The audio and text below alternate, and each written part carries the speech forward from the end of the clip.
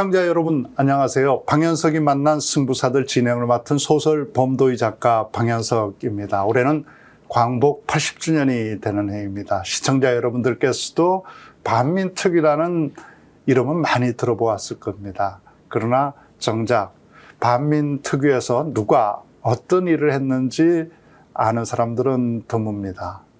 더군다나 반민특위의 조사 대상이 되었던 친일파들이 어떻게 살아남아서 다시 우리 사회의 특권 세력이 되고 정작 반민특위를 주도했던 반민특위의 위원들, 조사관들은 평생을 친일파들에게 핍박받으면서 살았는지 아시는 분들은 아주 드뭅니다.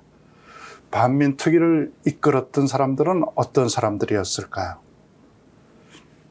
누구보다 애국심이 높고 정의감이 높았던 반민특위의 위원들, 조사관들은 왜 평생을 핍박받으면서 살아야만 했을까요?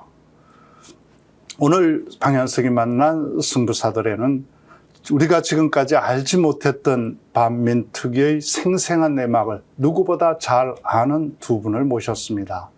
반민특위를 이끌었던 김상덕 반민특위 위원장의 아드님 김정육 선생님 나오셨습니다. 예, 안녕하세요. 예, 안녕하세요. 네, 그리고 김정육입니다. 네, 김정육 선생님이시고요. 그리고 또 반민특위에서 직접 반민족 친일 행위자들을 체포해서 조사했던 이봉식 조사관의 아드님 이영국 선생님 나오셨습니다. 안녕하십니까, 이영국입니다. 네, 안녕하세요. 네, 안녕하세요. 네, 귀한 시간 내주셔서 고맙습니다. 김정육 선생님은 만주에서 태어나셨죠? 남교에서 태어났습니다. 네. 제 누나가 만주에서 태어났고.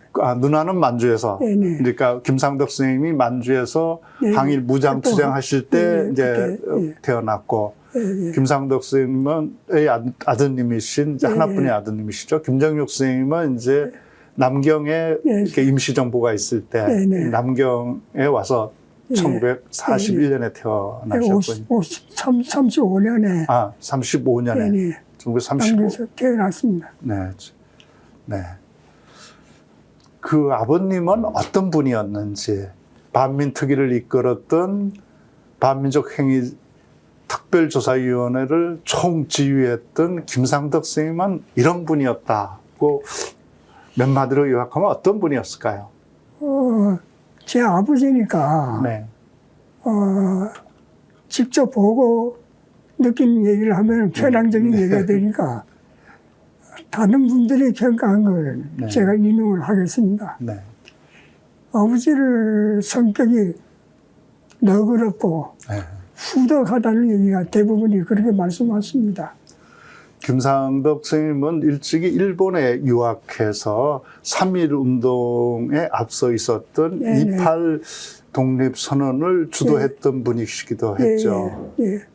그리고 나서 체포되었다가 풀려나서 네. 상해로 가서 맞습니다. 독립운동을 시작했고, 네네. 그리고 또 만주에 가서 직접 한 10여 년 동안 무장투쟁에도 뛰어드셨고, 예. 의열단 민족혁명당에도 가담해서 무장투쟁에 누구보다도 심혈을 기울였고, 또 마지막에는 상해 임시정부가 남경, 중경으로 옮겼을 때 중경에서 문화부장을 지금은 한 문화부 장관이죠. 맡아서 해방되는 날까지 싸웠던 분이시죠. 예, 맞습니다. 28 독립선언에 뛰어들었던 분들 중에 굉장히 유명한 사람들도 많은데 그중에서 끝까지 평생 변절하지 않고 독립투쟁을 했던 분이 김상덕 위원장님 빼고 별로 없다고 들었는데 어떤가요? 여러분이 계십니다. 네. 변절자는 세 사람이고요. 변절을 세 사람 했고 끝까지 싸운 사람들이 나머지는 지조를 계속 지키면서 네. 각자의 길로 갔습니다.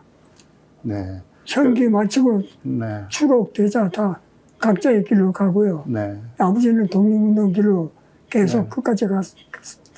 네. 그때 이제 변절을 했던 28 독립선 운동의 주역들이 몇 명 있어요? 3명이라고 네, 그러죠. 3명입니다. 혹시 이름 기억나세요? 예, 그 보면 대표적인 인물이 서춘, 서춘, 네. 그리고 백관수, 백관수, 그리고 저 이광수. 이광수. 네, 그 세 사람이 대표적인 이제 변절자였군요. 그 나머지는 그래도 오히려 대부분이 끝까지 네네. 독립투쟁을 하셨군요. 네네. 선생님은 이제 남경에서 태어나서 자라셨는데 네. 그 시절 굉장히 어렵게 생활했고 또 어머니를 5살 되던 애 잃었다고 들었습니다. 어린 시절 생각이 나세요? 남경 시절은 어머니가 우리 집안에 시집 와가지고 네. 가장 평화로운 시절을 보던 게 남경 시절입니다. 네. 그 외에는 고통 속에 네. 그 시집살이 했던 게 어머니고 3년 남경에 있는 3년 동안 네. 만주에서는 훨씬 더 힘들었고. 만주선 이동 과정 그리고 중경으로 옮겨간 과정 전부 험난했는데 네. 남경에는 3년 동안만은 네. 평화롭고 그 시절에 자식 둘을 더 생산했는데 제 아들 하나하고 제 밑에 동생 하나 네. 거기서도 생산하고 자식 1남 2女를 데리고 중경으로 퇴각을 합니다. 네. 그때 그러니까 임시정부하고 민족혁명당, 의열단 이런 사람들이 다 이제 남경에서 중경으로 이동할 때 김상덕 스님 아드님인 이제 김정육 스님도 그때 어머니하고 누나 동생들하고 같이 남경에서 이제 중경까지 뭐 가셨군요. 이제 그럼 어머님은 그 중경에 가서 돌아가신 건가요? 아버지는 그 당시 당의 그 중책을 맡고 있었고 네. 당무에 매달리다 보니까 자식 셋이 전부 어머니한테 매달렸어요. 그 어머니가 남경서 중경까지 가는 그 과정 1년 반 동안에 1년 반 동안이나 이동하셨어요? 1년 반 동안 이동하는 동안에 자식 셋을 거느리고 가니까 많이 힘들었겠죠. 그때 나이가 어떻게 됐었나요, 형제들이? 그런 시 제가 떠날 때가 3살, 누나가 5살, 네. 그리고 막내는 젖먹이 돼 있어요. 네. 젖먹이 때인데 중경에 도착할 때 제가 5살, 네. 누나가 7살, 그리고 막내가 3살, 이웃이 먹는 나이입니다. 근데 어머니가 셋을 거리고 중경에 도착하자마자 탈진해서 쓰러졌어요. 그리고 치료 제대로 받지 못하고 한 달 만에 돌아가십니다.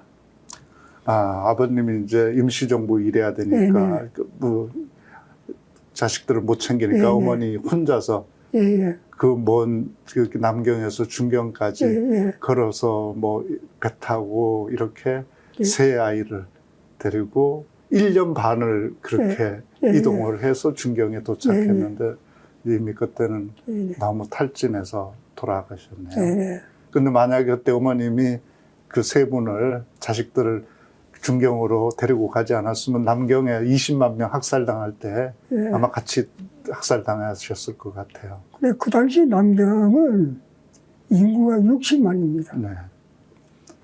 그 중에 30만 명을 일본군이 네, 절반을 학살했죠. 그러니까 어머님이 그 학살당할 위기에 있는 그 남경에서 세 아이를 구해다 놓고 중경에 데려다가 아버님이 일하는 그 임시정부가 있는 중경까지 데려다 놓고 결국 본인은 돌아가셨군요. 어머님 생각하시면 가슴이 늘 아프시겠어요. 그리고 또 그 중경에 도착한 다음에 이제 어머님이 없으니까 어린 세 이제 형제가 누나 동생하고 선생님 셋이 살았다고 그랬는데 그러다가 영양실조로 또 여동생 이제 2살짜리 여동생도 죽었다고 그랬는데 그때는 상황이 어땠던 건가요? 아버지가 저희가 어렸지만 아버지가 힘들게 독립운동 한 건 우리가 느끼고 있었거든요. 아. 그래서 아버지한테 힘들다는 그런 배고프다든지 힘드는 그런 표현 절대 안 했습니다. 누나도 그러고 저도 그러고. 아버지는 우리가 편안하게 잘 지내고 있는 걸로 알고 있었어요. 근데 막내가 영양실조로 죽었거든요. 의학적으로 판단하면 영양실조지만 사실 굶어 죽은 거거든요.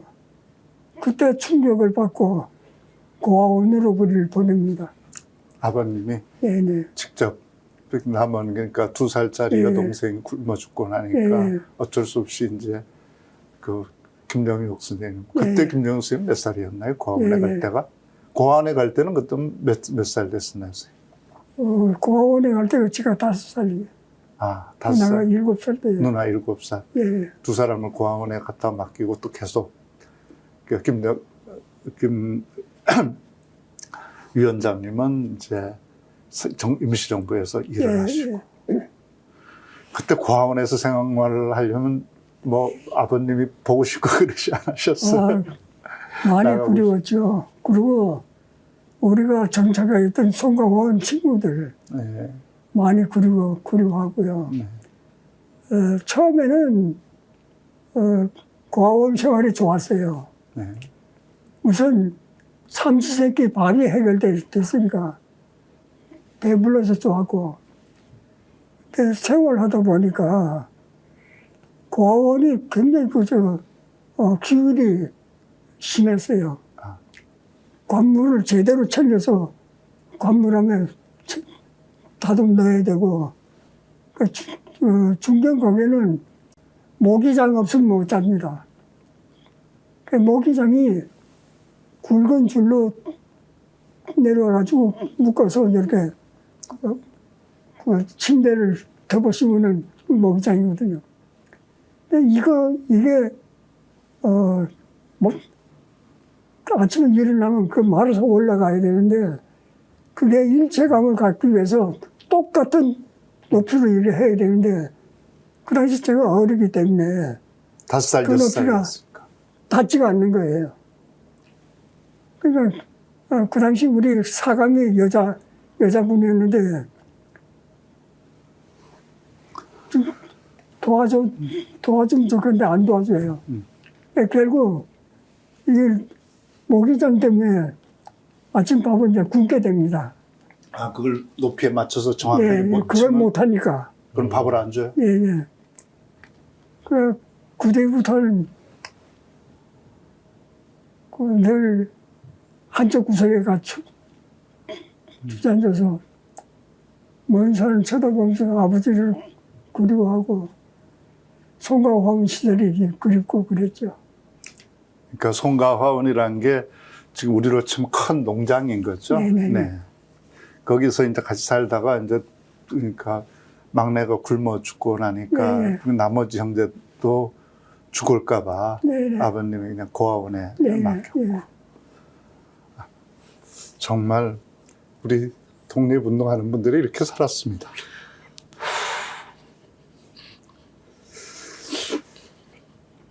해방이 돼서 서울로 돌아왔을 때는 어땠나요? 김상수 선생님은 그렇게 평생 독립운동했고 또 국회의원에도 당선했으니까 일본이 부르고 간 그 적산가옥들, 좋은 집들도 많고 네. 그랬는데 뭐 좋은 집이나 이런 것들을 좀 배정받아서 사셨나요? 이게 형편이 아주 좋아졌나요? 해방 뒤에는?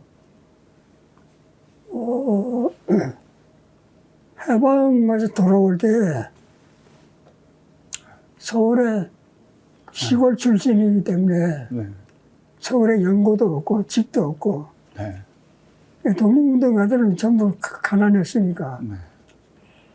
그러니까 경거장에 백범 주석이 계셨던 경거장에 네. 거기에 이제 국민의원 2분이 입주 허락을 받고 네. 같이 살게 됩니다. 아, 그럼 네, 경교장에 그 김구성하고 같이 사셨네요. 경거장에서 주거지가 이제 해결된 거죠. 아, 그러면 김정일 선생님도 어린 시절에 네. 그러면 김구 선생님하고 같이 네. 살았던 거네요? 바로 옆방에 있었습니다. 아, 김구 선생님 옆방에. 예, 예. 그때 김구 선생님 인상은 어떠셨나요? 아, 인상을 보면은 좀 험합니다. 그런데, 그게 인자하신 것 예. 같은데. 그리고 체구도 크시고, 네. 거구장신이거든요. 네. 근데, 그 주소를 생긴 거하고 다르게 네. 애들을 굉장히 좋아했어요. 네. 그 개구장 안에는 꼬마라고는 저 혼자뿐이니까 아. 저를 이제 자주 불러드렸습니다. 거기 들어가면 그 어른한테 행동 거지는 우리가 아버지한테 엄하게 훈육을 받았거든요. 꿀 앉아서 반듯하게 있어야 되는데 그 백번 주석 앞에 앉을 때가 아주 괴로운 시간이에요. 편히 앉으라고 한 얘기 안 하세요?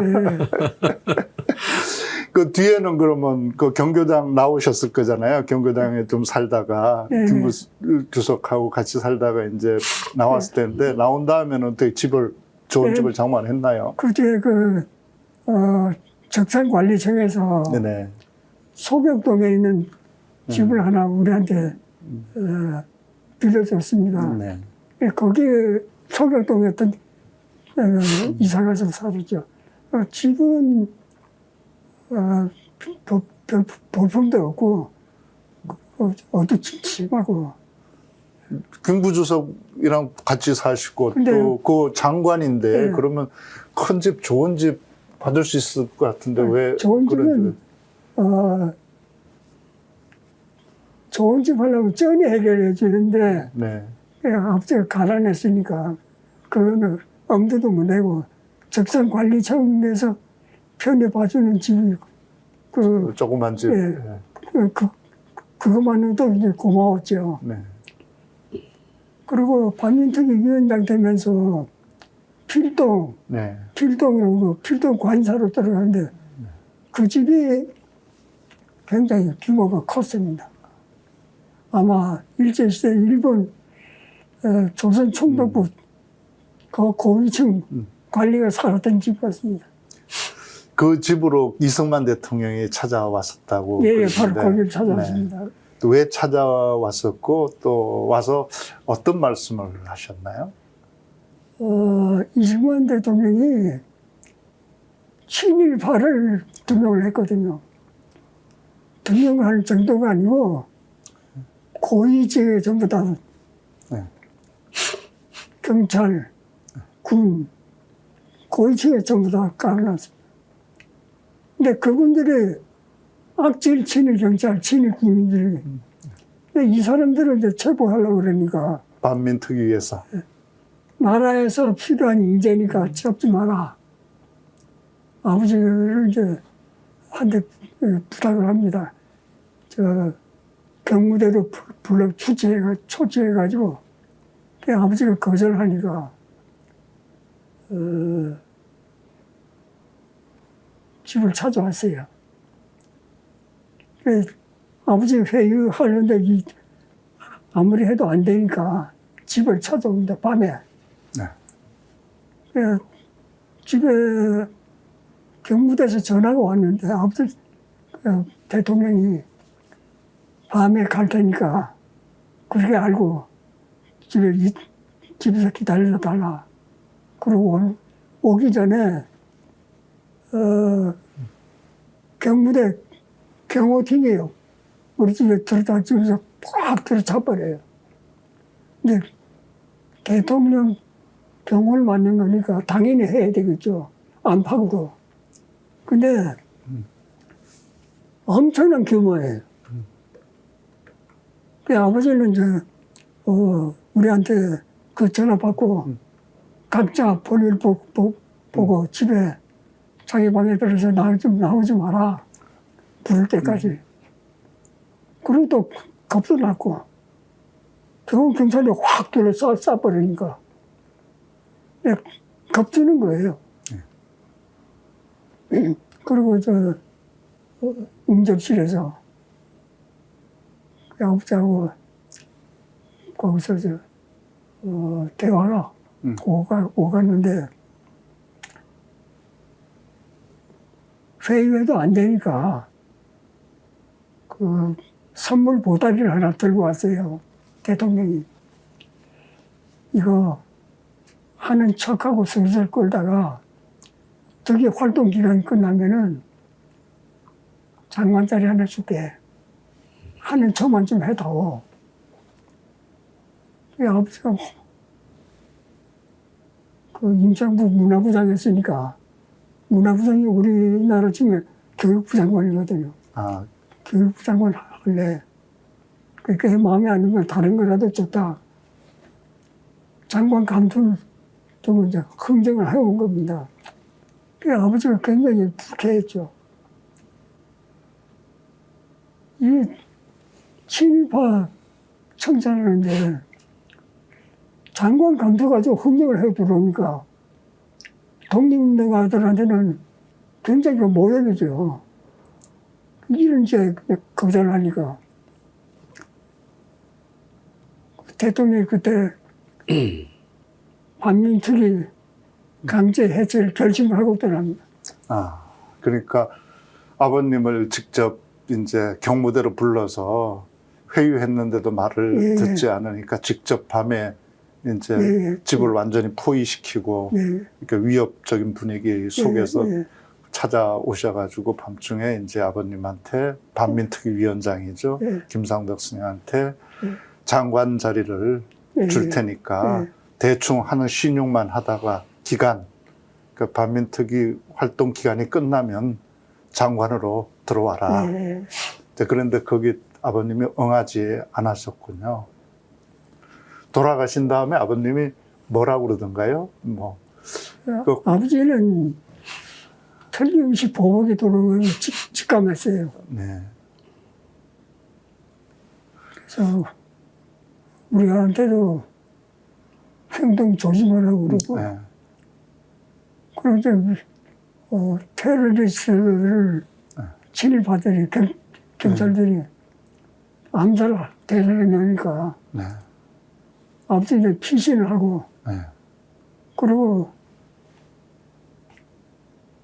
아버지를 잡지 못하면 자식이라도 대신 잡을 염려가 있으니까 네, 그 외아들이고 그냥 저 정릉에 있는 경신학교로 네, 피신시킵니다.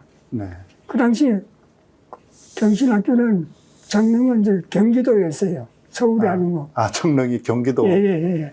그러니까 이 잡는 짓은 수도 경찰청에서 했거든요. 네.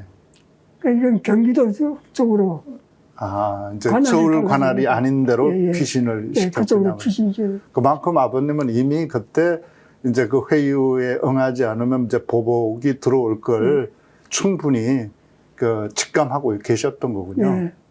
이 아버지는 종로 일가에는 그 연고가 있는 모처로 네, 그 피신하시고요. 네, 그리고 우리도 절대 오지 마라. 네. 미행당할 수 있으니까 오지 마라.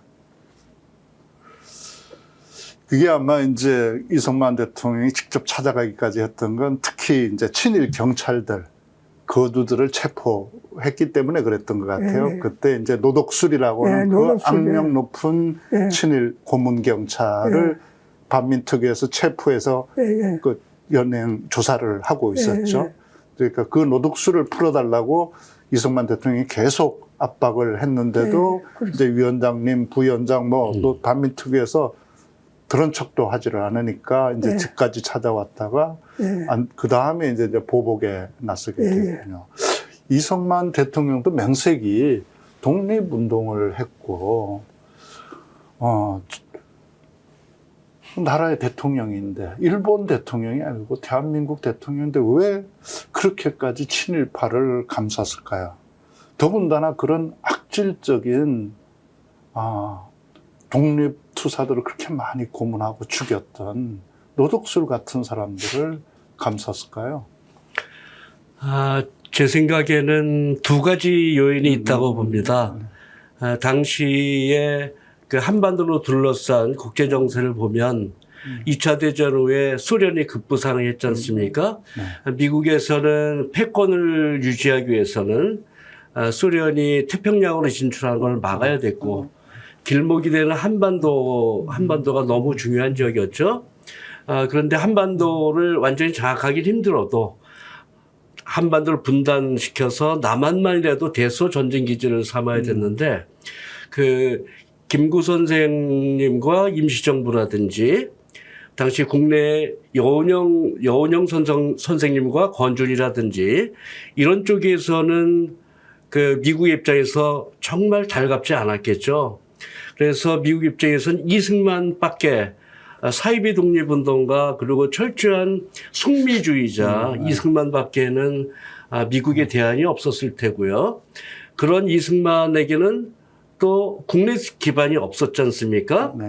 이승만이 임시정부의 초대 대통령으로 잘못 선출이 됐고 결국은 이제 거기서도 탄핵이 되는데, 그래서 국내 독립운동 진영, 민족주의 진영을 비롯해서 국내에는 이승만의 지지 세력은 없었죠.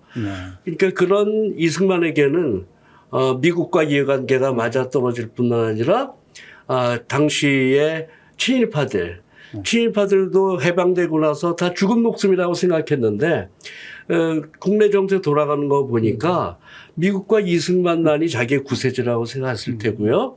그래서 이승만에게는 독립운동 민족 세력은 어차피 없었고, 그래서 친일파들, 미국 입장에서도 민족주의 독립운동 세력보다는 일제에 협력했던 친일파들이 또 관료 경험도 풍부하니까 그 한반도를 다스리기에는 미국의 입장에서나 이승만의 입장에서나 친일파랑 3자가 이해관계가 맞았죠. 그것이 결정적인 원인이었다고 봅니다. 그러니까 미국한테는 말 잘 듣는 관료들이 필요했고, 그렇죠. 예. 그건 독립투쟁하면서 저항했던 이 사람들보다는 일제에 충성했던 친일파들이 더 불이익이 좋은 사람들이었고, 이승만 대통령에게는 자기 지지 기반이 없으니까 독립운동했던 사람 이런 사람들은 다 김구나 뭐 여운형이나 뭐 이런 사람들 맞습니다. 지지를 했으니까 자기 지지 기반을 확보할 때가 그 친일파들뿐이 없었고, 또 친일파들은 자기 살 길을 살려면 독립운동했던 사람들이 득세하면 안 되니까 이승만한테 줄을 쓴 거군요. 그래서 해방된 이후에 그 이승만도 그랬지만 아까 얘기했던 노덕술 같은 사람이 거꾸로 얼마나 독립운동가들을 해방된 조국에서도 독립운동가들을 가혹하게 했습니까? 김원봉 선생에 대해서 노덕술이 그 끌고 가서 일주일간 가혹한 고문을 했던 김원봉 선생 같은 경우는 일제로부터도 체포되지 않은 그런 신출귀몰한 독립운동가였는데 해방된 조국에 와서 노덕술과 같은 그런 악질 친일파들한테 체포당하고 고문당하고 했던 이런 어처구니 없는 일들이 벌어질 수밖에 없었던 거죠. 김원봉 선생이 그 친일파 노덕술 일파한테 끌려가서 뺨을 맞고 돌아와서 사흘을 울었다고 그러시죠. 이승만 대통령과 이제 친일파들의 반격이 격렬해진 건 이제 바로 그런 그 친일파 경찰 앞잡이들을 직접 이제 반민특위에서 체포해서 구금해버리기 시작하면서 생긴 거잖아요. 그때 이제 아버님도 실제 최일선에서 그 반민족 행위자들을 체포해다가 조사하고 그러셨잖아요. 아버님이 그 체포하고 조사했던 사람들은 중에는 어떤 사람들이 있었나요? 저는 그 어렸을 때부터 그 아버지로부터 늘상 들었던 얘기가 독립운동했던 이야기 그리고 반민특위 이야기였습니다. 저는 그 얘기를 들으면서 어린 시절을 보냈는데요. 대표적으로 네 사람이 기억나요. 첫 번째로 박흥식. 1949년 1월 8일 날 반민특위에서 첫 번째로 체포한 사람이 박흥식이었죠. 그 박흥식을 체포했던 모습은 그때 생생한 모습을 아버님이 들르셨고 지금도 아주 생생하게 기억나고요. 그리고 박흥식 이외에 이광수 28 독립선언의 대표적인 변절자 이광수 그리고 최남선 그리고 당시 이토 히로부미의 수양딸이었던 배정자 이른바 요하라고 불렸던 배정자 4명을 체포한 얘기를 어렸을 때부터 많이 듣고 자랐습니다. 그때 아마 그 박흥식이 체포당할 때 병풍 뒤에 숨어서 부들부들 떨면서 그 도망가려고 했다고 그러는데 그게 사실인가요? 오래전에 MBC에선가 반민특위에 관한 이렇게 드라마 같은 게 있었는데요. 거기에서는 아버님의 그 증언하고는 다르더라고요. 그 MBC 드라마에서는 박흥식이 도주하다가 길에서 체포한 거로 되었는데 저희 아버님이 바로 출동했던 당사자셨는데 저희 아버님 얘기는 좀 달라요. 길에서 체포된 것보다 훨씬 더 정말 비굴한 모습으로 체포당한 거로 들었어요. 박흥식 집에 들어갔더니 아무데도 집을 샅샅이 뒤졌는데 안 보이더랍니다. 그래서 그 박흥식 부인은 이미 도망갔다라고 얘기를 피신했다고 얘기를 들었고, 그래서 집안을 수색해서 안 보이니까 이제 철수하려고 하는데 아무래도 저희 아버님 직감에 옛날 쪽엔 다 병풍이 있었지 않습니까? 병풍이 아무래도 수상해서 병풍을 들쳤더니 박흥식이 제가 자세를 흉내낼 수는 없고요. 엎드려서 엉덩이를 이렇게 엉덩이를 들어 올리고 머리를 받고 머리 위에다가 권총을 들고 벌벌벌 떨고 있었대요. 그 당시에는 식민지 시대 때 남았던 그런 총기류 이런 것들이 고위층들에서 많이 갖고 있었다고 그래요. 그래서 그 총을 이렇게 들고 벌벌벌 떠는 걸 이제 체포했다고 들었습니다. 요즘 구치소에 있으면서 체포영장에도 불응하면서 내복만 입고 버티는 내란 숙의 윤석열과 똑같은 모양입니다. 그 모양을 보는 것 같습니다. 연상입니다. 뭐 비굴한 권력자들의 태도는 옛날이나 지금이나 친일파들이나 내란 세력이나 똑같은 것 같습니다. 똑같은 세력이죠. 조사 처벌 대상이었던 이제 반민족 행위자들이 다 권력 있고 돈 있는 사람들이었잖아요. 그렇죠. 그 사람들은 이제 뭐 이렇게 친일파를 동원해서 경찰을 동원해서 공격도 했지만 또 개별적으로 살아남으려고 여러 가지 로비도 하고 그랬을 텐데 아마 이봉식 조사관한테도 뭐 로비, 뇌물 뭐 가지고 오는 사람들 많았을 것 같은데. 저는 이제 모르고요. 저희 어머니, 그리고 저희 누님이 이제 들려준 이야기, 이제 2가지가 기억나는데요. 한 번은 저희 아버님이, 당시 저희 집이 적산가옥이었죠. 적산가옥이었는데, 효자동 100번지였답니다. 효자동 100번지가 어디냐면, 지금 청와대 앞에 사랑채, 바로 뒤에요. 그 해공 신익희 생가가 그 이웃에 있었고요. 그 일본식 2층 집이었고 마당이 있었는데 저희 이제 아버님이 밤지기를 마치고 퇴근해서 집에 와봤더니 그 마당에 쌀가마니가 2개가 있었답니다. 그래서 저희 어머니한테 이게 뭐냐 했더니 경무대에서 사람들이 갖고 왔다고.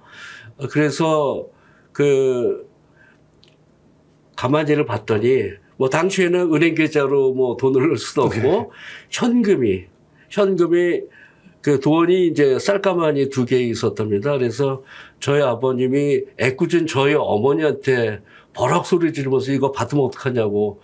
그래서 어머니는 또 억울하니까 왜 나한테 그러냐. 갖다 놓고 가는데 나보고 어떡하란 말이냐.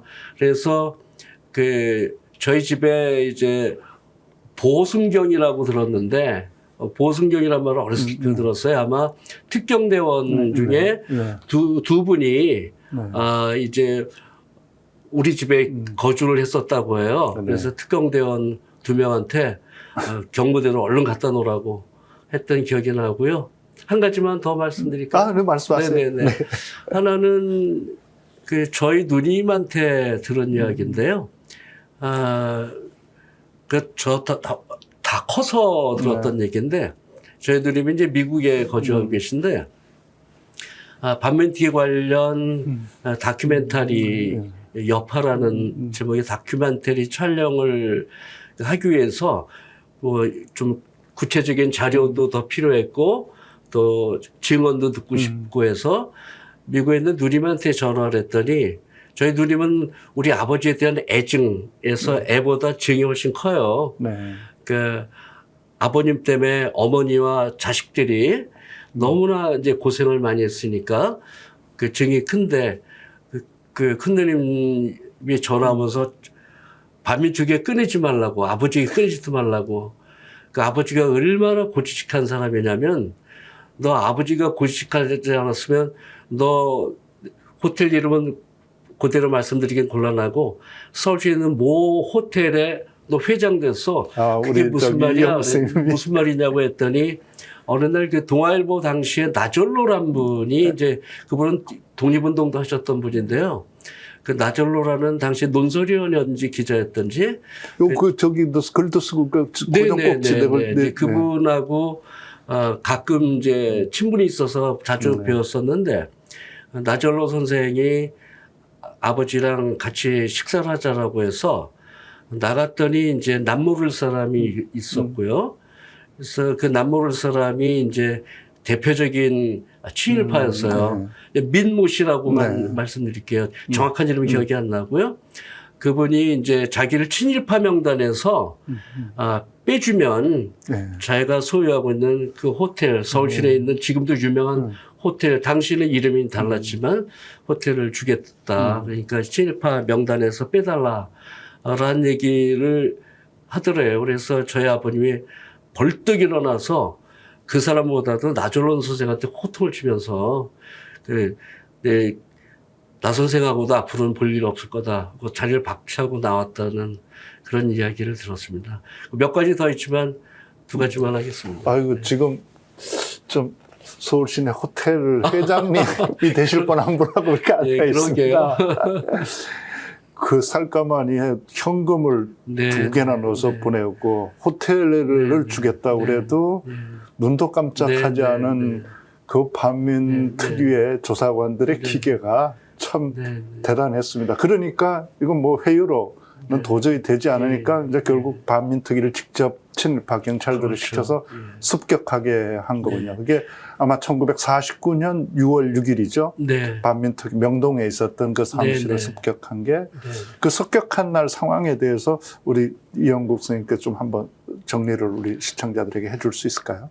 사실 6월 6일 반민특위에 이제 당시 사실 이승만의 지시가 있었고 그 현장 지휘는 당시 중부경찰서장 윤기병 역시 친일파였죠. 뭐 대단한 그 윤기병 서장이 기마 경찰과 사법 경찰들을 이끌고 이제 아침에 습격을 했다고 하는데요. 사실은 그 당시 상황은 우리 김정육 선생님이 너무나 자세히 아시겠죠. 그래서 김정육 선생님이 더 자세하게 재밌게 말씀해 주실 것 같은데요.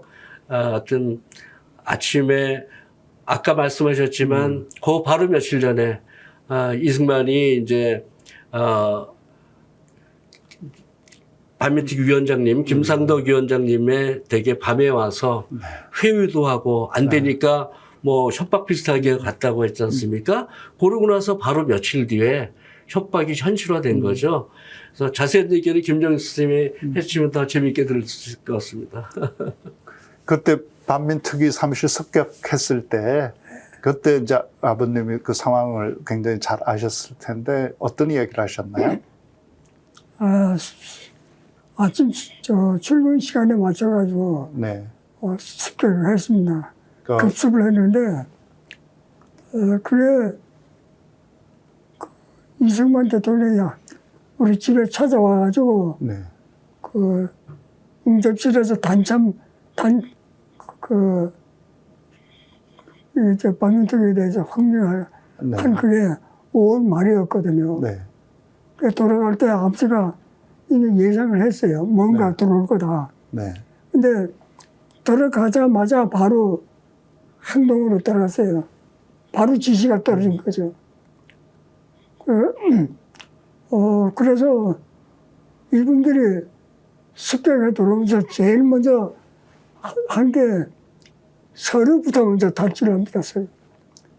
그 당시 해방 직후에 친일파로부터 괴로움을 다 당했던 우리 백성들, 이분들이 전국에서 고발장이 다 반민특위로 그 서류가 많이 쌓여 있었어요. 이거부터 먼저 탈취해서 증거를 없애버리고, 그리고 직원은 2층 코너에 몰아서 무조건 난타를 쳐버렸어요. 사무관은 상당히 직위가 높은 편이니까 사무관은 안 건드리고 서기관 이하는 전부 다 얻어맞았습니다. 그래서 아버지가 반민특위 국회에 들어가서 이 상황을 보고를 합니다. 그 보고한 걸 딱 보면은 40여 명이 적십자병원에 실려갔습니다.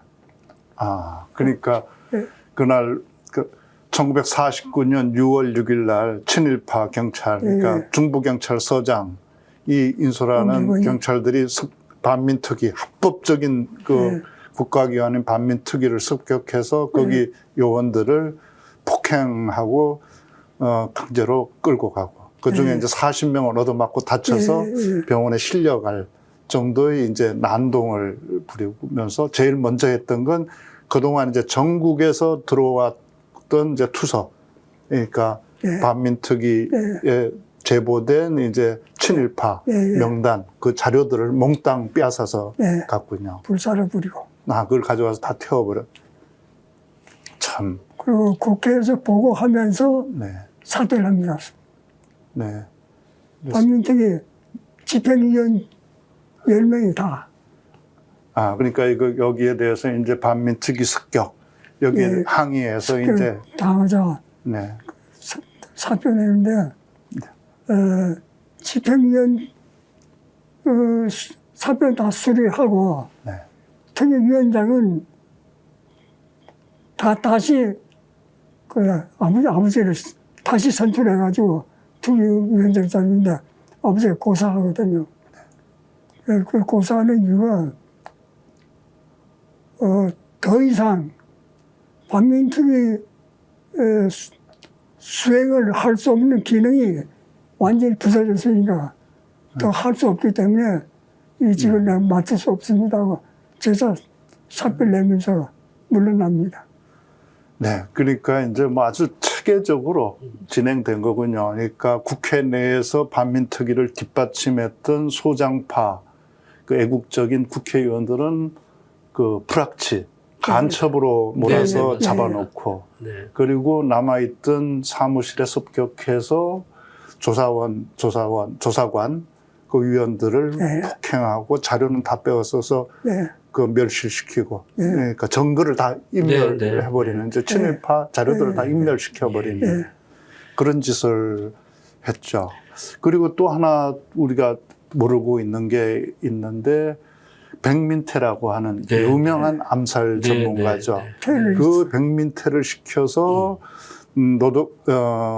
노독수를 잡아들였던 김상덕 이제 반민특위 위원장, 김산덕 부위원장, 국회의장인 신익희, 김병로 대법원장 겸 특별재판소장. 그 당시 이 반민특위가 얼마나 힘센 확실한 조직이었냐면 내부에 특별재판소, 그래서 직접 재판을 할 수 있는 재판소가 있었고 그 소장이 대법원장이 겸직하게 돼 있었고 또 여기서 잡혀온 사람들을 기소를 담당하는 검찰부가 따로 있었고 그 특별검찰의 책임자가 검찰총장이 겸직을 했죠. 권승열. 그리고 또 차장이 노유라는 연.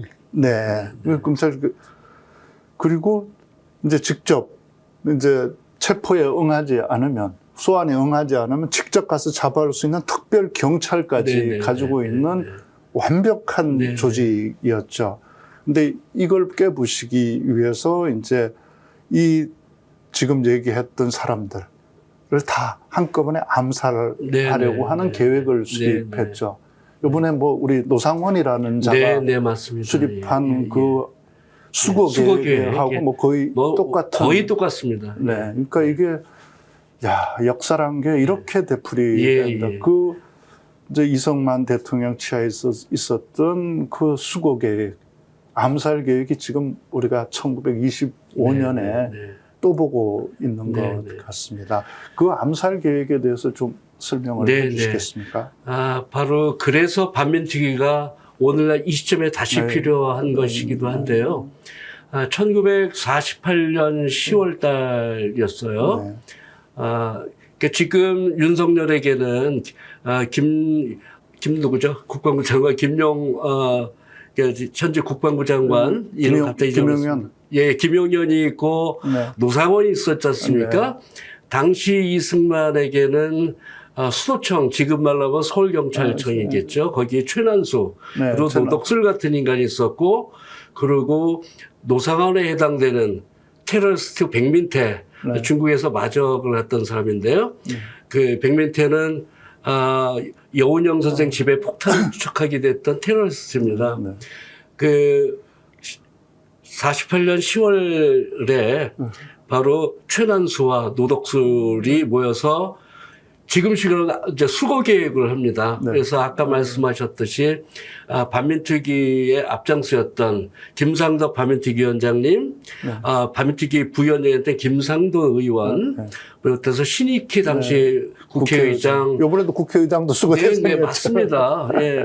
또 국회 부의장, 네. 당시 김학수 국회 네. 부의장, 그를 비롯해서 그 반민특위 앞장섰거나 당시에 어떤 민족국가, 민주공화국을 만들려고 했던 그런 민족 세력, 네. 그 15명을 수거해서 38선 부근으로 납치를 하고 거기서 사살한 다음에 이 사람들은 조국을 배신하고 네. 북한으로 넘어가려고 했던 사람을 현장에서 체포해서 직결 처형한 거다라고 조작하려고 했던, 이번에 그 노상원의 이른바 그 수첩에 나왔던 수거 계획하고 백령도로 거의 똑같습니다. 백령도를 싣고 가서 그래서 이게 뭐 윤석열과 노상원이 역사 공부를 했나 뭐 그럴 일은 없겠지만 그런 생각이 들 정도로 완벽합니다. 그래서 역사는 뭐 정말 담지 않아야 될 게 반복되는 그런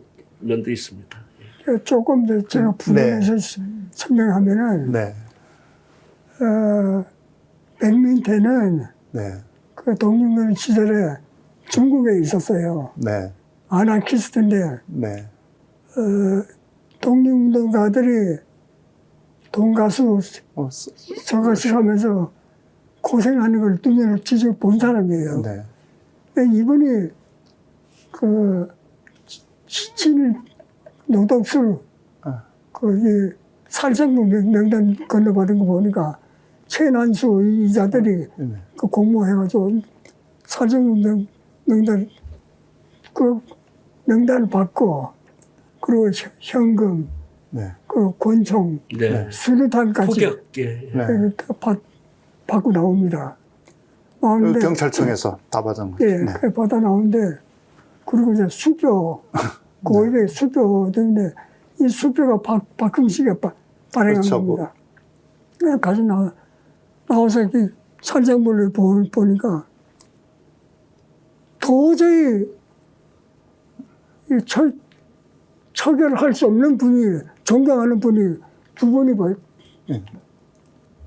그 두 분이 누구라는 건 밝히지 않는데 고민하다가 결국 이걸 조원영 의원하고 그 김준현 의원 두 분한테, 한 사람한테 하면은 이상이 생길까봐 두 분한테 이걸 이제 고백을 합니다. 국회의원 누구였다고요? 국회의원 조원영 의원하고 네. 그 김준현 의원, 김준현 의원. 예, 네. 전남 네. 출신 두 분한테 이걸 이제 증거하고 다 내놓고 했어요. 네. 그리고 이제 두 분이 이걸 터뜨린 거죠. 네. 그러면 수류탄 나오고, 권총 나오고, 현금 나왔고, 그리고 그 수표가 나왔거든요. 확실한 증거. 이 사건을 증명할 수 있는 확실한 증거를 백민대가 다 내놨어요. 내놨는데 우리나라 3부 중에 대통령 빼고 입법부, 사법부 수장을 제거하겠다는 네. 거 아닙니까? 네. 이게 엄청 큰 사건인데 조사하는 척하면서 그냥 구형이 단명도 있어. 그래 넘어가 후적지 끝나거든. 네, 정말 말씀하셨듯이 그 당시에 수거 계획은 지금 12.3 대전하고 너무나 닮아 있습니다.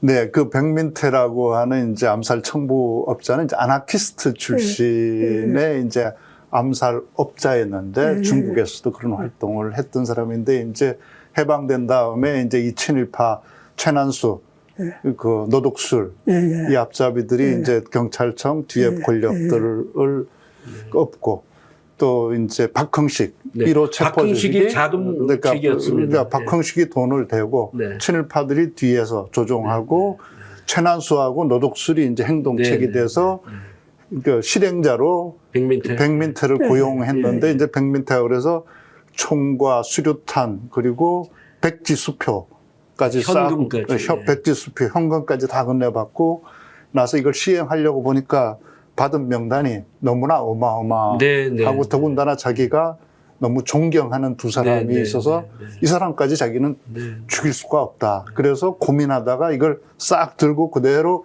국회에 가서 두 명한테 제보를 한 거죠. 공익 제보를 지금으로 말하면 공익 제보를 해서 모든 정보가 입수됐죠. 그때 기록을 보면 이거 최난수하고는 체포가 되거든요. 근데 그 혐의로 근데 금방 다 풀어줘 버리죠. 그리고 다 없어지고 반민특위 습격해서 끝내버리고 그리고 그 다음에 한 게 이제 반민특위 6월 6일 날 습격하고 20일 뒤인 1949년 6월 6일 날 김구 선생을 암살하면서 이제 다시는 누구도 반민특위를 만들 꿈도 꾸지 못하게 만들어버렸던 게 반민특위의 최후였던 것 같습니다.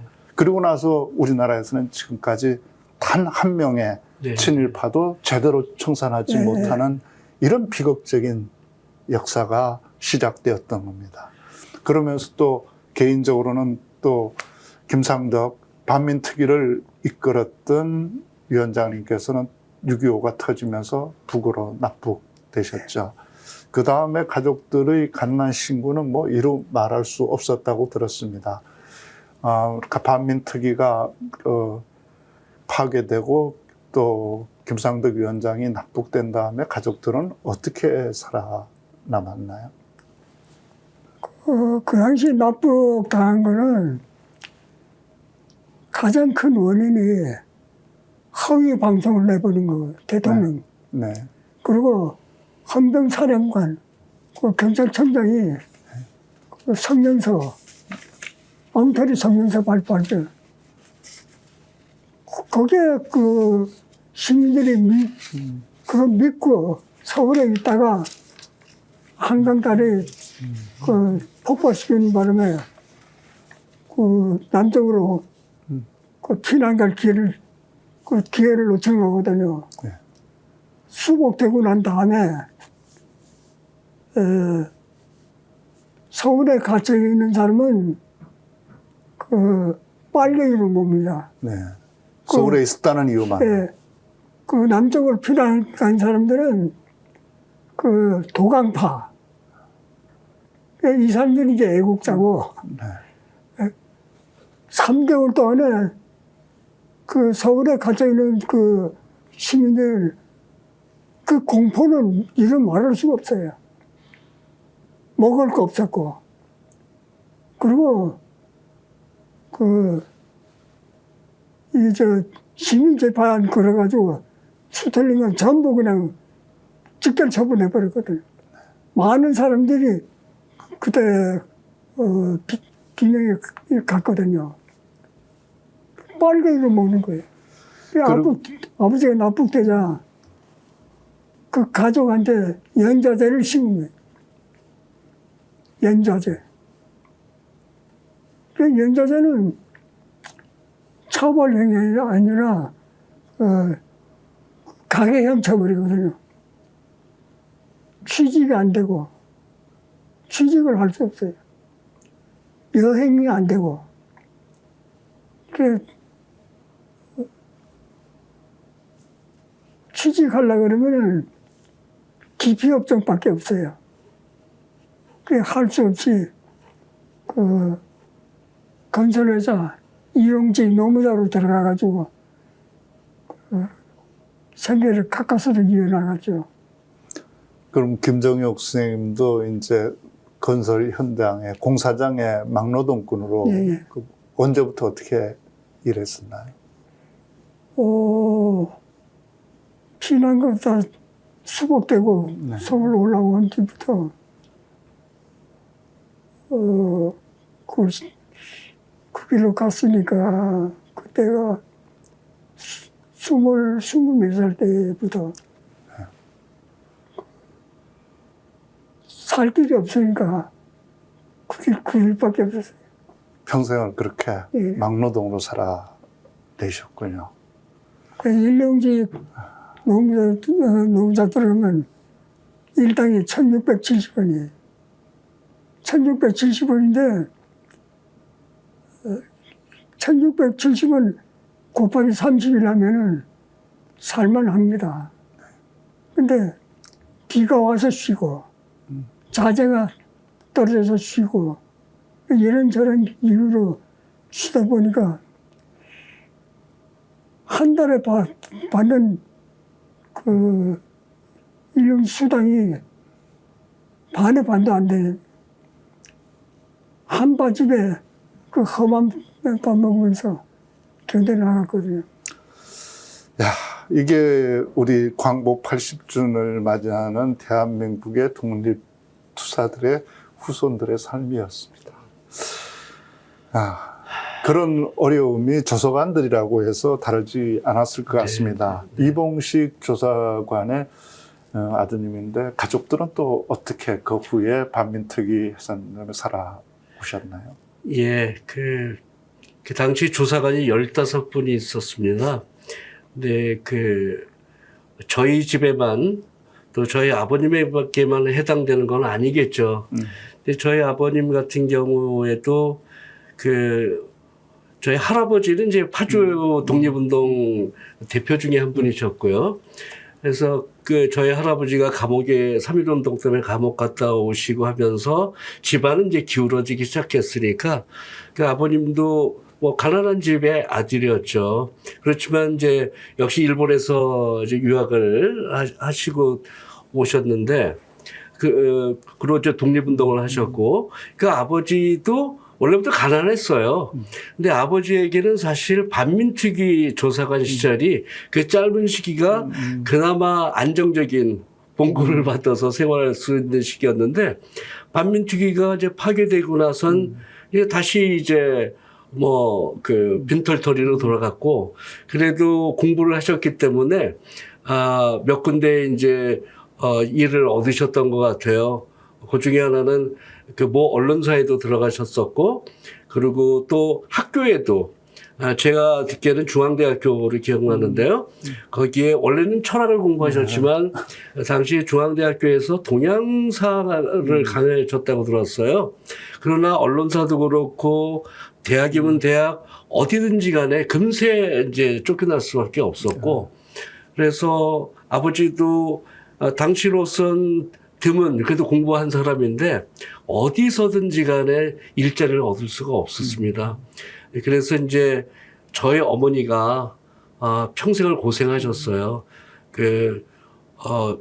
추운 겨울에도 여관 같은 데서 빨랫감 받아갖고 한강에 얼음 깨고 이제 빨래를 한다든지 또는 그런 어려운 이제 생활을 하실 수밖에 없었고, 그래서 한 번은 반민특위 특경대원이었던지 하여튼 그 누가 저희 아버님 집을 막 수소문해서 마포 어디로 찾아왔는데 동네 주민들한테 이봉식 선생 집이 어디냐 해서 가리킨 곳에 가니까 너무나 이제 형편없는 집이었고 아무리 그래도 우리 어른이 이렇게 사실 집은 아니다라고 해서 빙빙 돌다가 다시 확인해 보니까 그 형편없는 제가 그 집에 살았습니다. 비가 오면 막 천장에서 비가 정말 폭포처럼 쏟아지고 막 그런 집이었는데 그 집에 차마 이제 특경대원이 들어오질 못하고 돌아가서 한참 울었다는 얘기. 하여튼 저도 정말 너무나 배고파서 한 번은 참 이런 얘기까지 드리고 싶지 않았지만 옛날에 동네 쌀가게라는 게 있었습니다. 너무나 배고파서 쌀가게에 가면 이렇게 흩어진 쌀들이 있어요. 그걸 주워서 집에서 밥을 해 먹겠다고 부엌에 앉아서 어린 나이에도 그런 내 모습이 너무 비참했는지 한참 울었던 기억도 나고, 어느 날 하늘을 보면 하늘이 파란색이 아니라 노란색이더라고요. 이제 그렇게 살았습니다. 친일파들은 득세해서 네. 해방된 조국에서 특권 세력이 되고 그 친일파를 체포해서 처벌하려고 했던 반민특위의 위원들과 조사관들은 이렇게 핍박받으면서 그 가족들은 거추운 겨울에 여관 이불을 빨래해주고 그렇게 생계를 연명했어야 됐던 게 우리 현대사 또 반민특위 위원들과 가족들의 삶이었던 것 같습니다. 그래도 이봉식 선생님 같은 경우는 특히 또 예술 분야에 조예가 있으셔서 예술가들에 대한 처리들 과정에서 또 생계형 이런 분들 친일 행위자들에 대해서는 그 관대하게 처리해줘서 뭐 그 뒤에 그 은혜를 또 잊지 않고 찾아온 분들도 있었다. 우리가 생각하듯이 반민특위가 그렇게 무자비 막지한 사람들이 아니었다. 실제 부득이했던 생활형 사람들은 또 관대하게 처리해 줬었다고 그러는데 뭐 그런 분들 얘기 한 명만 해주시죠. 예, 제가 어렸을 때 정말 아까 말씀드렸다시피 형편없이 살았던 그 시절에도 가끔 집에 찾아오는 어른들이 계셨어요.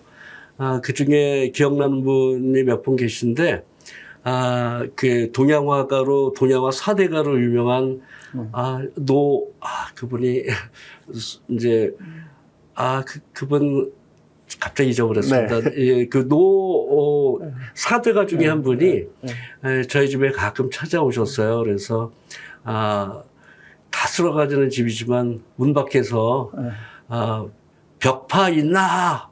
저희 아버님 호가 이제 벽파 하셨는데요. 풀벽 파도파 그렇게 사셨던 것 같아요. 그 벽파 있나 하면은 이제 제가 나가서 문을 열어드리고 그러면 방바닥도 고르지가 않았어요. 뭐 우들툴툴한 방바닥에 이제 앉으시고 그러면 저는 몇 번 경험이 있어서 그분이 오시면 저는 이제 벼루랑 먹을 끓여서 제가 갈고 그러면 이제 아버지가 글씨를 딱 쓰고 그 사이에 대화를 나누고 그래서 이제 그분이 이제 내 벽파 때문에 글을 못 쓰네. 이제 그런 이야기를 하시고 글을 이제 받아가셨어요. 근데 사실 그분이 명필이시거든요. 그런데도 저희 아버님이 가난했지만 워낙 이제 꼿꼿하고 자존심이 센 분이니까 그 핑계를 이렇게 대신 것 같아요. 이렇게 해서 그러면 며칠 지나서 집에 이제 쌀가마니가 오기도 하고 그랬었고 그 밖에도 이제 그 조사관으로 있으시면서 예를 들어서 이광수라든지 최남선이라든지 이런 거물 그 문학인사들은 용서를 안 하셨지만 생계형으로 어쩔 수 없이 이제 소극적으로 친일을 하셨던 분들 당시 이제 특히 국악인들 당시 국악예술고등학교라는데 설립하신 박봉원인가 그런 분 내지는 뭐 박규 이런 분들이 저희 아버지를 굉장히 좋아하시고 저희 집에도 찾아오시고 은희처럼 생각하셨던 것 같아요. 그래서 덕분에 제가 어렸을 때 국악 공연도 많이 가보고 그랬습니다. 그분들 때문에. 예. 반민특위의 불법적인 습격과 네. 또 강제적인 해산은 우리 반민특위를 이끌었던 김상덕 위원장님 가족들, 그리고 또 직접 체포와 조사를 했던 그 이봉식 조사관의 가족들 개인들의 불행일 뿐만이 아니라 우리 현대사, 우리 민족사의 큰 비극이었습니다. 지금까지 그 민족의 과업을 수행하려고 했던, 그 정당한 일을 했던 사람들은 핍박받고 가족들은 오히려 그 사실을 숨기고 살아야만 했던 세월들이었습니다. 그 긴 세월을 이겨내고 지난 1월 8일이었나요? 네, 1월 8일 반민특위 기념사업회가 다시 출범했습니다. 그 반민특위 기념사업회 위원장을 우리 김정육 선생님께서 맡으셨고, 또 사무총장을 네. 우리 이영국 선생님께서 맡으셨습니다. 반민특위가 이제 뒤늦게나마 출범했는데 가장 우선적이고 첫 번째 해야 될 사업은 뭘로 삼고 있습니까? 첫 번째 반민특위에서 아무래도 가장 중점적으로 해야 될 거는 친일 청산이겠죠. 예. 그 최근에는 뉴라이트라는 그런 탈을 쓴 친일파들은 일제 강점기 때만 존재한 것이 아니라 일제 강점기 이후에도 반민특위를 무너뜨린 이후에도 계속 한국 사회를 정치, 경제, 교육, 학계, 문화예술 전방위적으로 대한민국을 장악해 왔죠. 그래서 바로 윤석열 같은 정말 악질 친일파가 대통령이 될 수 있는 자양분들이 그들이죠. 친일 세력, 뉴라이트 세력인데 그 부분에 대한 정리가 없이는 저는 내란 청산이 완수가 되지 못한다고 생각합니다. 그리고 이 독립운동했던 분들, 반민특위 했던 분들은 단순히 어떤 민족주의적인 관점에서 바라보면 안 되고요. 그 바로 대한민국 임시정부의 헌법 제1조가 대한민국은 민주공화제로 한다. 지금 현재 헌법하고 어미만 다른데요. 바로 그 반민특위는 친일파 청산이면서 그래야만 친일파 청산이 돼야지만 임시정부에서 하고자 했던 민주공화국을 완성해 나갈 수 있는 그런 과정이고요. 그래서 반민특위는 민주주의의 역사로도 봐야 된다고 생각하고요. 그래서 지금 다시 반민특위 기념사업회로 다시 섰던 거는 바로 그 친일파 청산과 민주공화국을 완성해 나가는 그런 저희들의 노력의 과정이라고 생각합니다. 또 그 과정에서 가장 먼저 선행돼야 될 전제 조건은 친일파를 청산하려고 그렇죠. 하다가 도리어 빨갱이로 몰려서 희생당했던 네. 사람들에 대한 명예가 네. 회복돼야 되는 거 아니겠습니까? 그렇게 네. 해서 아마 반민특위 기념사업에서 제일 먼저 지금 추진하고 있는 게 국회 프락치 사건이라고 불리는 이른바 반민특위를 그 뒷받침했던 국회의원들을 빨갱이로 몰아서 그 처벌했던 희생당했던 그분들의 명예회복 사업이라고 들었습니다. 그건 어떻게 추진되고 있나요? 당시 해방 이후에 반민특위를 파괴할 수밖에 없었던 친일 세력들, 그들은 사실 반민특위를 파괴하지만 자기네들이 살 수밖에 없는 거죠. 그러나 그 당시에 전 국민들의 여러 같은 지지를 반민특위는 받았죠. 우리 대한민국 국민들을 일제 강점기 내내 괴롭히고 그리고 일제 침략을 앞장서서 도왔던 그런 친일파들을 청산해야만 된다는 거, 그래야지 정말 민주공화국으로 만들어질 수밖에 없다는 거를 대한민국 당시 모든 국민들이 알았어요. 그래서 반민특위는 그 정당성이 너무 뚜렷했기 때문에 이승만도 친일 세력도 반민특위를 바로 공격할 논리는 어떤 정치적 논리도 없었죠. 근데 그 반민특위를 공격하기 위해서는 정말 획기적인 프레임 전환이 필요했는데 그게 바로 빨갱이였죠. 그 반민특위는 빨갱이다라는 반공 이데올로기가 그때부터 이제 자리를 잡게 되는데요. 그래서 그 반민특위는 빨갱이다라는 것을 증명이라 또 하듯이 그쪽 친일 세력에서는 이제 반민특위에 앞장섰던 당시 지원국회의원 13분, 그리고 변호사 1분과 또 사업했던 한 분까지 15명을 남조선 노동당 프락치다. 예, 이른바 이제 나중에 국회 프락치 사건이라고 이름 지어졌지만, 그래서 빨갱이로 모를 수밖에 없었죠. 그래서 그 13분, 지원국회 13분들이 이제 1심에서 3년에서 많게 10년형까지 받았습니다. 그래서 그분들이 수감 중에 마침 이제 한국 전쟁이 벌어졌고, 그래서 재심 항소도 하지 못한 상태에서 이제 그분들의 대부분은 13분 중에 12분이 북쪽으로 이제 납북게 될 수밖에 없었고요.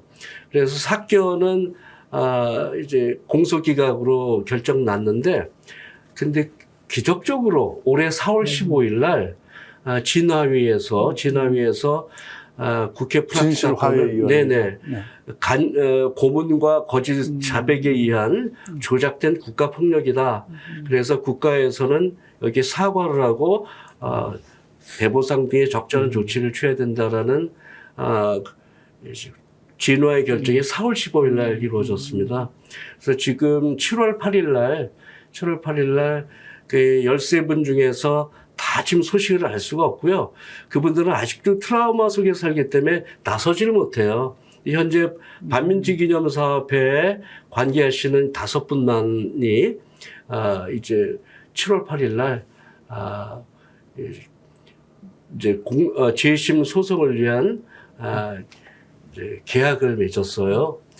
그런데 그 소송을 치르려면 소송비도 필요하고 그 소송이 몇 년 갈지 모르는데 그 희생자 유족 중에는 80이 되셨음에도 불구하고 아직도 일을 하실 수밖에 없는 그런 분들도 계시고, 그래서 그건 또 개인의 문제가 아니라 국가에서 벌어진 일이기 때문에 저희 반민특위 기념사업회라도 그분들의 소송비부터 모든 거를 이제 나서려고 합니다. 그래서 이제 반민특위 기념사업회가 출범한 지 얼마 되지도 않고 해서 재정도 굉장히 부족한 상태고 해서 관심 있는 분들의 많은 후원이 있었으면 감사하겠습니다. 가슴이 정말 아픕니다. 네.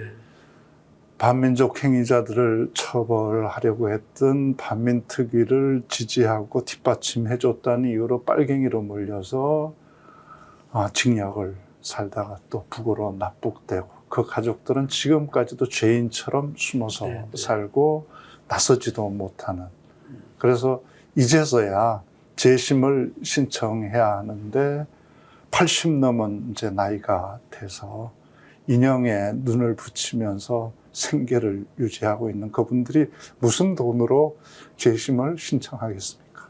이제 다행히 반민특위 기념사업회가 생겨서 그분들의 한을 풀어주려고 하고 있습니다.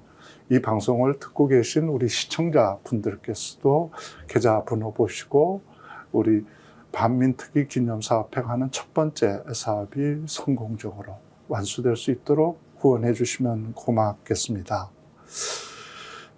지금 이제 광복 80주년, 우리 독립투쟁을 했던 분들이 이렇게 어렵게 나라를 되찾고 또 친일파에 희생당하면서도 지켜낸 민주주의를 위협했던 내란 세력들을 진압하고 마침내 또 다시 우리 대한민국은 한 걸음 진전하고 있습니다.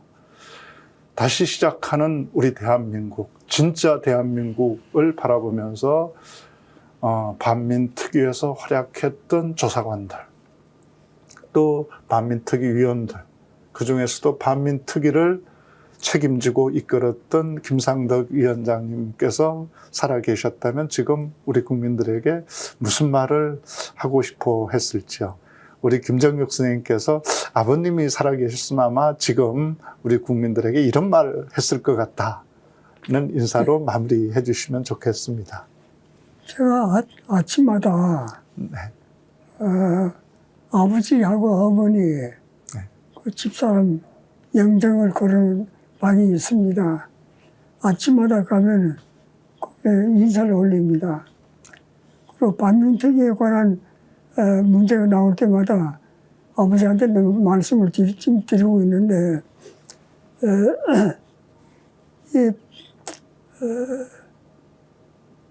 요즘 우리 반민특위 활동이 다행히 총장의 그 노고에 덕으로 상당히 많이 알려져 있고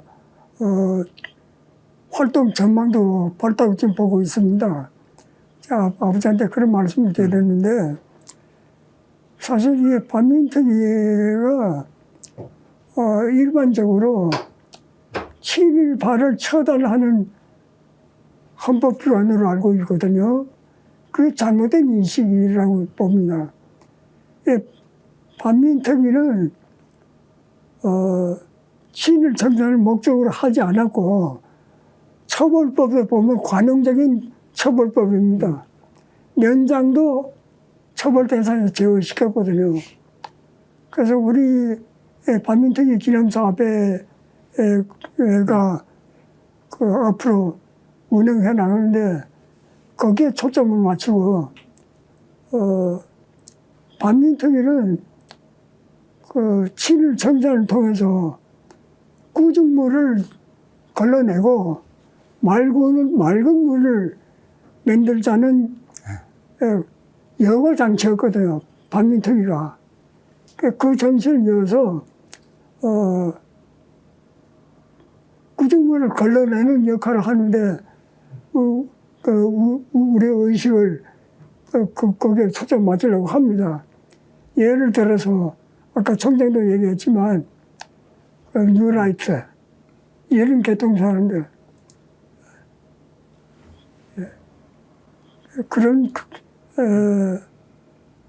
우리 그 반민특위 단체의 그 취지가 세상을 맑게 하자는 데 기여하려고 합니다.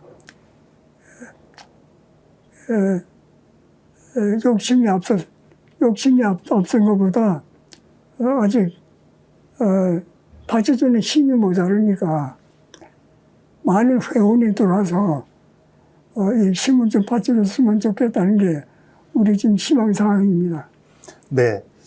오늘 우리 김상덕 위원장님의 아드님 김정육 스님 그리고 이봉식 조사관의 아드님 이영국 스님 모시고 반민특위가 어떤 일을 했었고 또 반민특위에 앞장서셨던 분들이 어떤 삶을 살고 또 그 가족들이 어떤 희생을 치르며 오늘까지 견뎌냈는지 들어보았습니다. 반민특위는 비록 친일파들에 의해서 좌절했지만 반민특위의 그분들이 계셨기에 오늘 대한민국이 있다고 생각합니다. 일제 침략자들이 물러가면서 총독부에서 그렇게 말했다고 하죠. 일본 식민지 지배 36년 동안 심어놓은 식민지 교육이 앞으로 100년은 갈 것이다. 100년은 대한민국 사람들이 일본의 정신에서 못 벗어날 것이다. 이렇게 얘기했다고 합니다. 이제 80주년이 되었습니다. 앞으로 그들의 말대로라면 20년이 더 남았습니다. 그러나 20년을 더 기다리기는 너무 깁니다. 우리 반민특위와 함께 10년, 아니 5년, 아니 진짜 대한민국 이 정부 아래에서 완전히 친일 잔재들을 청산하고 새롭게 대한민국의 80년을 열어가는 한 해가 되었으면 좋겠습니다. 여러분 반민특위 기념사업에 관심을 가지고 또 우리 두 분의 활동에 응원하고 지원해 주시기를 부탁드립니다. 감사합니다. 고맙습니다, 선생님. 감사합니다. 고맙습니다. 툭불 한우 불고기인데요. 야, 400g, 한 팩, 두 팩, 세 팩 판매하고 있는데요. 와, 맛있습니다. 부드럽습니다. 역시 품질 좋은데요. 저와 함께 드셔보시지 않겠습니까? 입니다. 툭불 한우 불고기 21,000원, 38,000원, 53,000원 바로 주문하십시오. 이익과 품질이 함께 배달됩니다. 스픽스몰 공동 구매. 대한민국 고추장의 명인 정선자 선생이 만들었습니다. 뿌리 고수가 따로 없습니다. 볶음, 비빔밥, 쌈밥, 구이, 볶음에 찌개까지 100% 국내산 쇠고기에 더덕까지 들어간 약고추장이고요. 설탕의 향미 증진제, 인공색소가 첨가되지 않아서 깔끔하고 건강한 맛이 너무나 다릅니다. 와, 좋은데요. 그런데 가격 아니겠습니까? 홈쇼핑에서 39,900원인데요. 250g짜리 5통을 우리가 29,900원에 택배에 포함해서 드립니다. 와, 진짜 단독 특가입니다. 명인의 손맛으로 밥상을 바꾸세요. 자신있다, 비교하라, 스픽스몰 화이팅! 와, 가격 좋아. 때마다 바꾸면 밥상이 달라집니다. 대한민국 전통식품 명인 이성희 선생의 만능 맛된장. 홈쇼핑 완판 제품 지금 스픽스에 떴습니다. 스픽스 구독자 여러분들을 위해서 어렵게 갖고 왔습니다. 무침, 비빔, 찌개, 국, 소스, 볶음까지 이거 하나면 요리 고수가 될 수 있습니다. 시장이나 마트 어디에서도 못 삽니다. 스픽스에서만 가능한 이 가격. 홈쇼핑 39,900원인데요. 우리 얼마에 팝니까? 지금 스픽스에서는 택배비 포함해서 공동구매가 29,900원입니다. 530g 2통, 300g 3통, 총 5통입니다. 자신있다, 비교하라, 스픽스몰 화이팅! 드시고 있는 게 뭡니까? 와, 한우 뭉티기 그리고 육회인데요. 어떻게 이렇게 맛있습니까? 당일 도축한 제품 여러분께 보내드리고 있는데 가격 29,900원에 총 400g 대단한데요. 와, 쉽게 먹을 수 있다는 여러분 행운 아니겠습니까? 저 믿고 한번 드셔보십시오. 완전 맛이 짱입니다. 자, 직접 먹어보겠습니다. 네. 자, 어떻습니까? 우와, 육회 그리고 뭉티기. 우와, 자신있다, 비교하라, 스픽스몰. 오늘 방송 어떠셨습니까? 마음에 들었다면 구독, 좋아요로 스픽스를 응원해 주십시오. 여러분들의 구독, 좋아요는 가장 큰 힘이 됩니다. 스픽스 구독, 좋아요